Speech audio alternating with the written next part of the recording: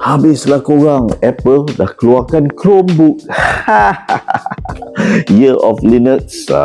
Lambat lagi lah. Okay, Apple baru saja keluarkan MacBook Neo guys, yang dengan harga $600. Kenapa benda ni penting? Sebab sebelum ini kalau korang nak laptop yang murah daripada Apple, korang kena beli Apple MacBook Air yang harganya $4,000. Kalau harga dia $600, maknanya harga dia dalam $2,000 sahaja.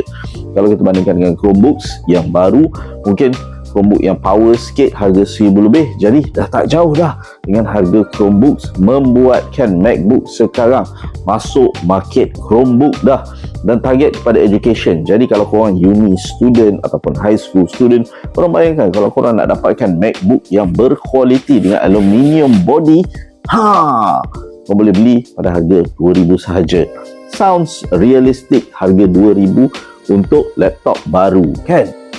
Jadi korang rasa best ke tak best MacBook Neo yang datang dengan 8GB RAM dan storage yang biasalah. Maknanya performance yang korang boleh expect adalah untuk basic computing. Tetapi most student akan guna untuk basic computing je. Bukan saja most student, orang bekerja atau orang yang menggunakan macam kita sendiri seharian kan, untuk setakat menaik dan sebagainya.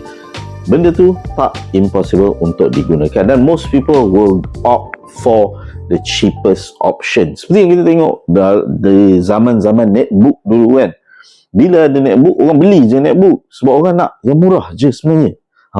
Dan sekarang ni Apple dah keluarkan MacBook yang murah. Korang rasa adakah Apple MacBook Neo akan papau pasaran? Cuba korang komen. Nice.